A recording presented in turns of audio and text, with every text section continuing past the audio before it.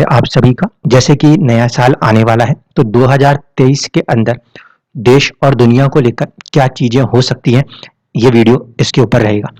इस समय अगर हम ध्यान केंद्रित करें तो काल पुरुष की कुंडली के हिसाब से जो प्रभाव है वह राहु और केतु का प्रभाव हमें देखने को मिल रहा है। यानी कि एक असमंजस की स्थिति, एक अराजकता की स्थिति दुनिया में हर जगह बनती हुई नजर आ रही है।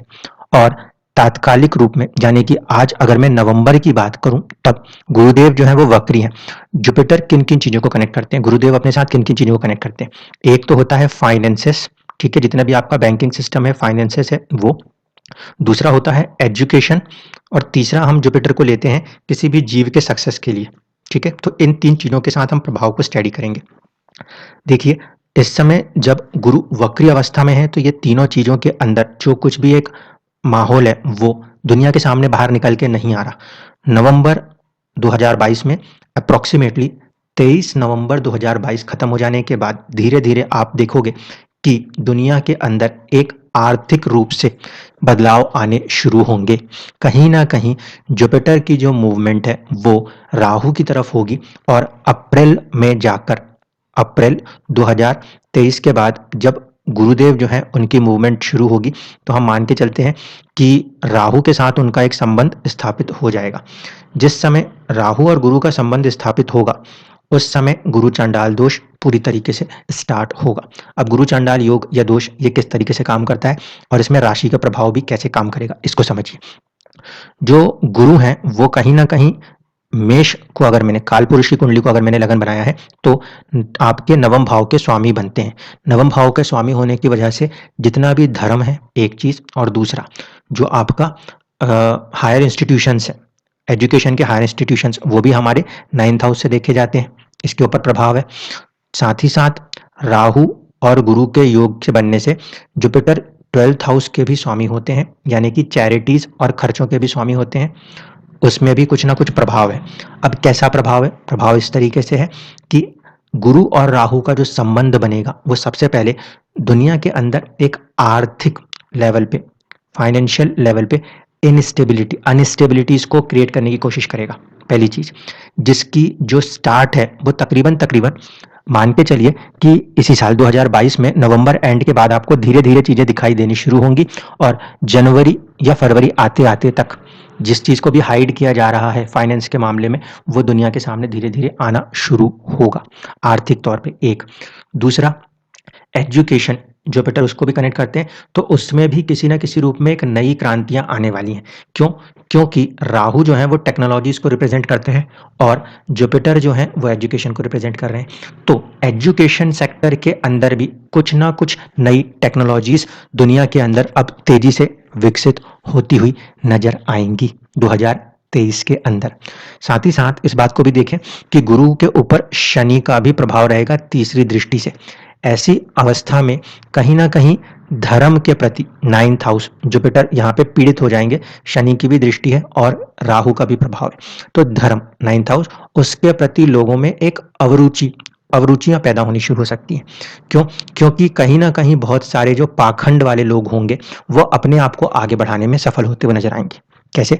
राहु और गुरु का जब भी योग बनता है तो इसे हम चांडाल दोष बोलते हैं, यानी कि व्यक्तियों का जो ज्ञान होगा वो उसको त्याग कर अपने लालसा, डिजायर में फंसेंगे, और इसकी वजह से आप देखना बहुत सारे ऐसे लोग जो कि पैसों की लालसा को लेकर, पैसों की लालसा को लेकर धर्म के काम करते हैं, उनके ऊपर कहीं ना कहीं बड़ी गाज गिरती हुई नजर आएंगी। क्यों? क्योंकि शनि जो कि न्याय के देवता हैं वो गुरु के ऊपर दृष्टि डाल रहे हैं। तो पहले जो 2023 का साल है, एक तो आर्थिक लेवल पे पूरी दुनिया में अप एंड डाउन को दिखा रहा होगा।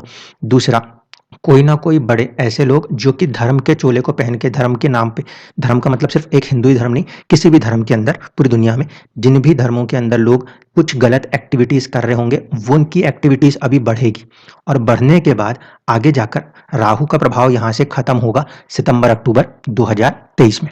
इसीलिए आप ये देखेंगे कि तकरीबन तकरीबन अप्रैल के बाद से लेकर सितंबर तक जितने भी ऐसे पाखंड वाले लोग हैं उनकी उन्नति पहले होगी, और फिर जब साल मध्य को खत्म करके नीचे उतरेगा, एंड की तरफ जब जाएगा, तब ऐसे बड़े बड़े लोगों का राजफाश होना, उनकी बर्बादियां होना, ये भी 2023 में देखने को मिलेगा।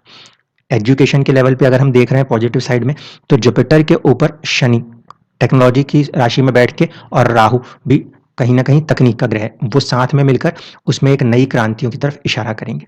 लेकिन इस बात को समझिएगा, अब नक्षत्र के प्रभाव को बता रहा हूं। राहु और गुरु का ये जो योग होगा, ये केतु के नक्षत्र में होगा, और केतु का कौन सा नक्षत्र? अश्विनी। इसका मतलब है कि ये जो टेक्नोलॉजीज हैं, एजुकेशन टेक्नोलॉजीज हैं ये, और मेडिकल हीलिंग टेक्नोलॉजीज हैं, उसके अंदर भी काफी बड़े बदलाव आने वाले हैं। ऐसा हो सकता है क्योंकि गुरु और राहु का जो संबंध है वो बन रहा है, जो कि आयुर्वेदिक मेडिसिन को कनेक्ट करता है। तो हीलिंग के अंदर अब आयुर्वेदिक जो पद्धतियां हैं उनका राइज होने की संभावना 2023 के साल में रहेंगी।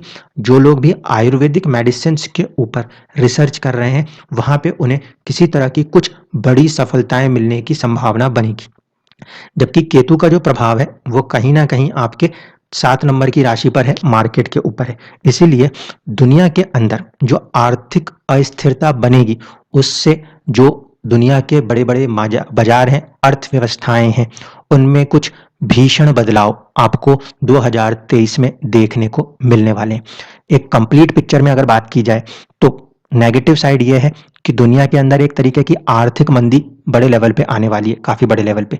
पॉजिटिव साइड ये है कि जो आयुर्वेद या जो ऐसे रिसर्च में है हीलिंग साइड पे, अश्विनी नक्षत्र हीलिंग साइड में जो भी लोग हैं, उस साइड के लोगों के लिए उनको काफी रिसर्च में फायदा हो सकता है।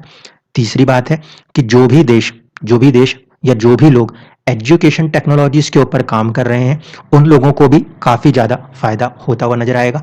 जबकि नेगेटिव साइड ये है कि ये मेष राशि में एक फॉर्मेशन है जो कि मंगल की राशि है, और मंगल सेनाओं को रिप्रेजेंट करते हैं, मंगल भूमि को रिप्रेजेंट करते हैं।